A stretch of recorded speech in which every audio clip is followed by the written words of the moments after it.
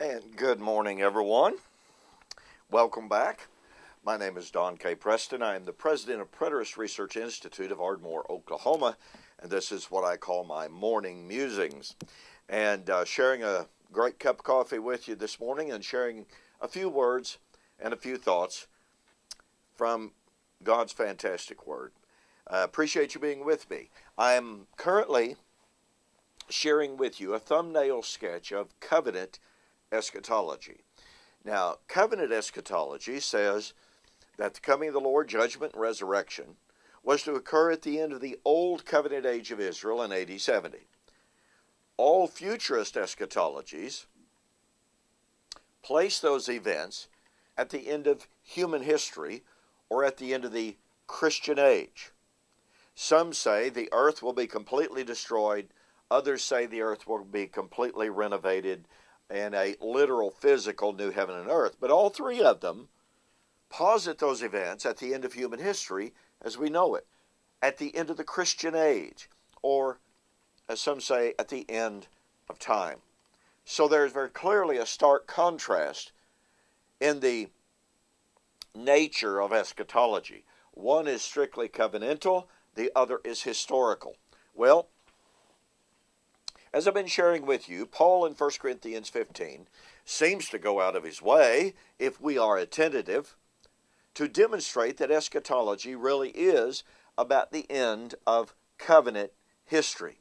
It is about the fulfillment of God's Old Covenant promises made to Old Covenant Israel. He said that the resurrection, when the mortal shall put on immortality, the corruptible shall put on incorruptibility, then will be brought to pass the saying, death is swallowed up in victory. O grave, where is your victory? Now, he is citing, according to all scholarly consensus, Isaiah 25 and Hosea chapter 13. Well, as we examined in the last segment, Isaiah chapter 25 very clearly defines the nature of the death to be overcome as the death of covenant, or covenant death, to rephrase that term, that is, loss of covenant relationship. Israel violated the everlasting covenant, death ensued, resurrection would overcome the death. Likewise, Hosea chapter 13. Now, Hosea chapter 13, remember, is one of the sources of Paul's doctrine of resurrection. But what is the death that Hosea is focused on? Well, watch this. Hosea 13, verse 1 and 2. When Ephraim, which of course is Israel, when Ephraim spoke, trembling, he exalted himself in Israel. But when he offended through Baal worship, or Baal, he died. Now they sin more and more and have made for themselves molded images. Okay, you got to catch the power of this. God said that as long as Israel and Ephraim were humble, she was exalted. When she sinned by committing Baal worship, which was a violation of Torah, what happened? Died. Now, she didn't die physically, didn't die biologically. Well, how do I know that? Because now they sin more and more.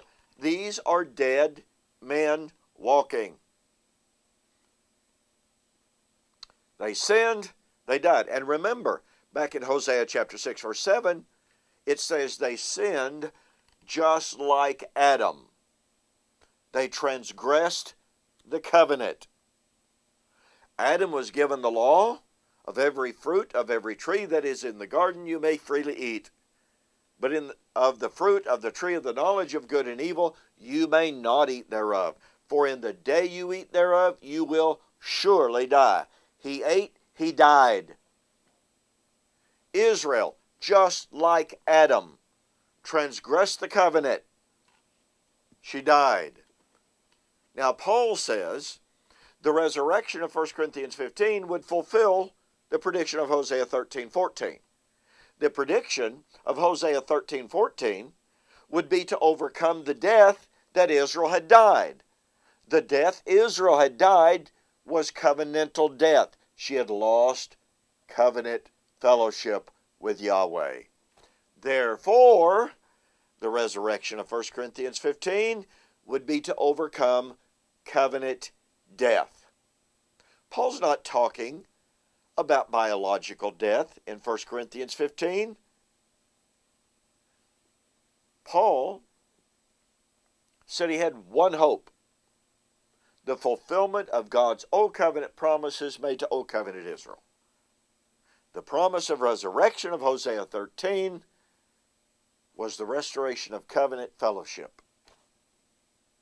It would be under a new covenant, to be sure, but it would still be covenant relationship that would be restored. This, ladies and gentlemen, is covenant eschatology. And there's even more from 1 Corinthians 15. So we'll see you on the flip side. Thanks so much for joining me for this morning's morning musings. And don't forget, I've got this and a whole lot more in my book, We Shall Meet Him in the Air, The Wedding of the King of Kings.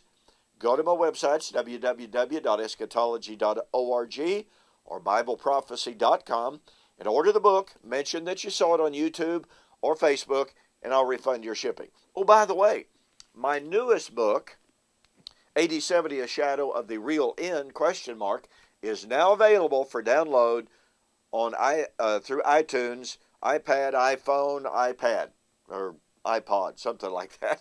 Okay. Anyway, it's available there, so check it out. Again, thanks for joining me, and we'll see you on the flip side.